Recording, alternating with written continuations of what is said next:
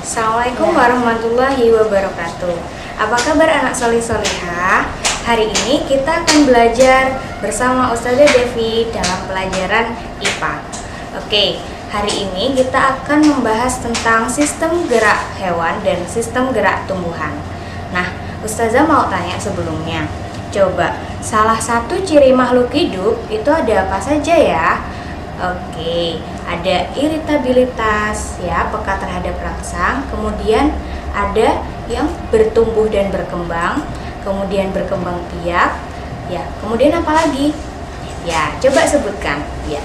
Nah, di dalam salah satu ciri makhluk hidup tersebut itu ada yang namanya bergerak. Nah, coba kalau hewan, ya, kalau hewan itu ada tiga.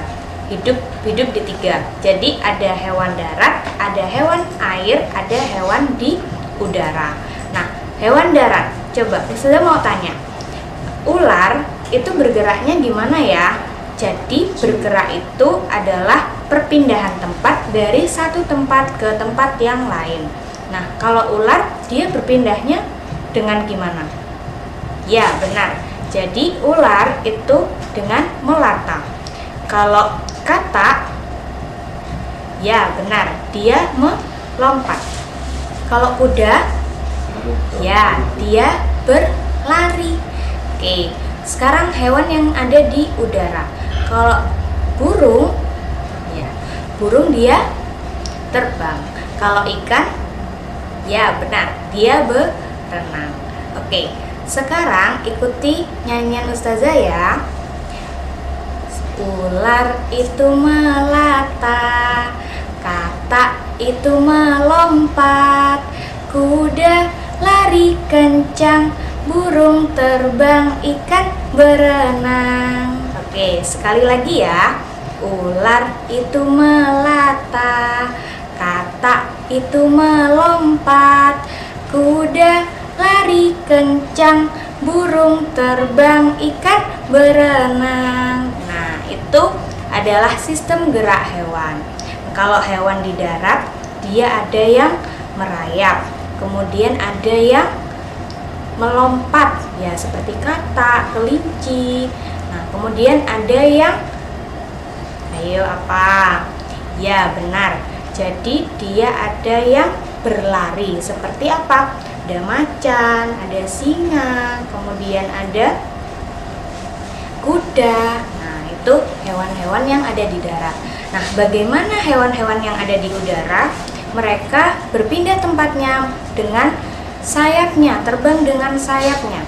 Jadi menyebabkan sayapnya dari bawah ke atas, dari atas ke bawah. Nah, kalau hewan yang ada di air, contohnya adalah ikan. Dia bergerak melalui sirip dan ekornya untuk berpindah tempat ke tempat yang satu ke tempat yang lain dengan berenang.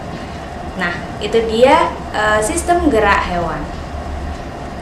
Setelah kita mempelajari tentang sistem gerak hewan, selanjutnya kita akan mempelajari tentang sistem gerak tumbuhan. Nah, coba tumbuhan itu bergerak atau tidak ya?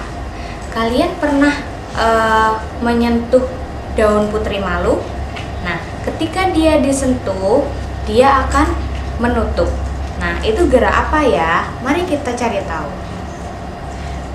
Sistem gerak tumbuhan itu dibagi menjadi tiga. Ada gerak endonom, ada gerak esionom, kemudian ada gerak higroskopis. Nah, gerak endonom itu adalah gerak yang tidak dipengaruhi oleh rangsangan, berarti dari tumbuhan itu sendiri. Nah, contohnya apa? Contohnya adalah gerak rotasi sitoplasma pada tumbuhan hidrilla. Nah, itu contohnya. Kemudian ada gerak higroskopis. Gerak higroskopis itu adalah gerak tumbuhan karena adanya perubahan kadar air. Contohnya ada di tumbuhan paku. Kemudian yang ketiga yaitu gerak esionom. Nah, gerak esionom itu gerak yang dipengaruhi oleh rangsangan. Oke. Kita ulangi lagi, gerak endonom itu gerak yang tidak dipengaruhi oleh rangsangan. Gerak higroskopis, gerak tumbuhan yang dipengaruhi oleh perubahan kadar air. Kalau gerak esionom, gerak yang dipengaruhi oleh rangsangan. Ya, di dalam gerak esionom itu dibagi lagi menjadi 3. Jadi sistem gerak tumbuhan itu dibagi menjadi 3, esionom, endonom, higroskopis. Di dalam gerak esionom itu ada 3 lagi, yaitu gerak tropisme, gerak nasti, kemudian ada gerak taksis. Ya, jadi ada 3, gerak tropisme, gerak nasti, kemudian gerak taksis. Nah, kita akan bahas satu persatu. Yang pertama yaitu gerak tropisme. Gerak tropisme itu adalah karena gerak esionom itu dipengaruhi oleh rangsangan, ya.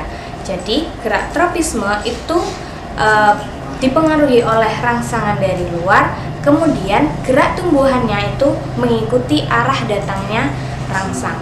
Nah, kalau semisal tadi gerak itu ada 3, gerak esionom itu ada 3, gerak tropisme sendiri itu dibagi menjadi beberapa. Nah, yang pertama yaitu gerak geotropisme. Geotropisme, ya, ada geologi, ya kan, ada geografi. Nah, geo itu apa? Geo itu pengaruh gaya tarik bumi. Jadi kalau geotropisme berarti rangsangannya berupa gaya tarik bumi. Kemudian ada gerak fototropisme. Fototropisme, fotosintesis. Kalau fotosintesis memerlukan apa? Ya, benar, cahaya. Berarti kalau fototropisme berarti rangsangannya berupa cahaya. Oke, kemudian ada gerak tikmotropisme. Nah, kalau gerak tikmotropisme berarti tikmo. Ya, tikmo itu karena adanya persinggungan. Kemudian ada gerak hidrotropisme. Nah, kalau gerak hidrotropisme, ya kan, hidro itu apa? Ayo. Ya, benar. Hidro itu air, ya. Hidrotropisme berarti rangsangannya berupa air. Contohnya apa? Gerak kalau tumbuhan akar, ya kan, kalau di sungai-sungai dia akan menuju sumber air. Nah, kalau geotropisme contohnya apa? Nah, gerak akar, ya, gerak akar itu pasti selalu ke bawah karena apa? Ada gaya tarik bumi. Nah, itu gerak jadi itu adalah gerak tropisme. Sekarang gerak nasti. Nah, gerak nasti itu adalah gerak tumbuhan yang tidak dipengaruhi oleh datangnya rangsang. Nah, gerak nasti itu ada beberapa juga. Ada yang pertama ada gerak niktinasti. Niktinasti itu dipengaruhi oleh, ya, gelap terang. Gelap terang. Coba kalau daun petai Cina, ya kan, kalau dia pada sore hari dia menguncup. Nah, itu yang dinamakan gerak niktinasti. Kemudian ada gerak seismonasti. Nah, gerak seismonasti kalau tadi ada geotropisme, ya, tikmotropisme, ya, tikmo itu persinggungan. Kalau seismonasti itu dia sentuhan. Nah, tadi di awal Ustazah tanya, tumbuhan apa yang ketika disentuh dia menguncup? Ya, benar, contohnya adalah putri malu. Nah, putri malu itu berarti geraknya termasuk gerak seismonasti. Kemudian ada gerak fotonasti. Kalau tadi ada fototropisme, ya, dipengaruhi oleh cahaya. Kalau fotonasti juga dipengaruhi oleh cahaya, tetapi tidak, kalau fotonasti tidak dipengaruhi oleh arah datangnya rangsang.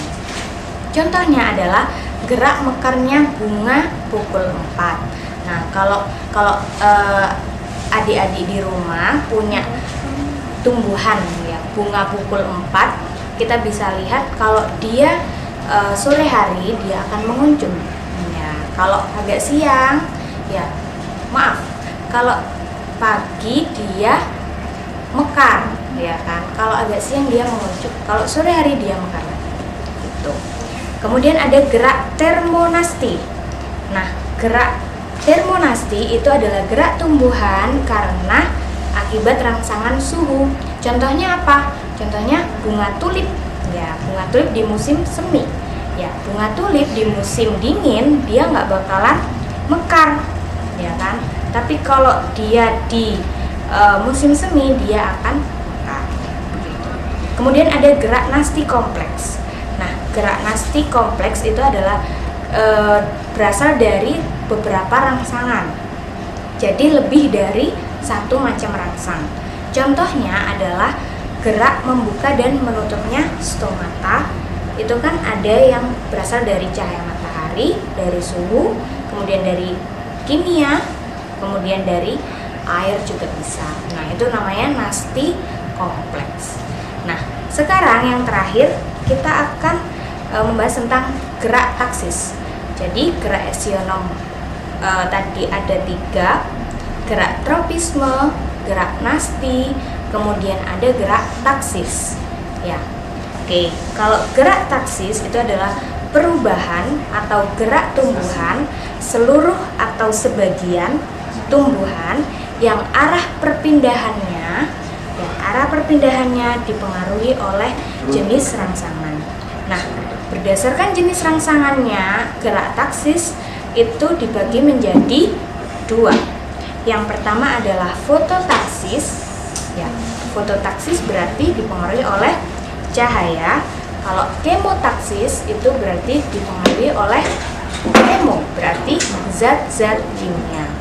Nah, kita sudah mengetahui sistem gerak hewan dan sistem gerak tumbuhan. Ya, sudah hafal ya.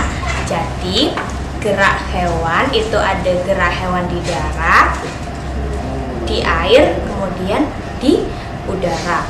Kalau gerak tumbuhan itu ada 3, ya, gerak endonom, gerak esionom, gerak higroskopis. Kemudian di gerak esionom itu dibagi lagi menjadi 3, yaitu gerak tropisme, gerak nasti, kemudian gerak taksis.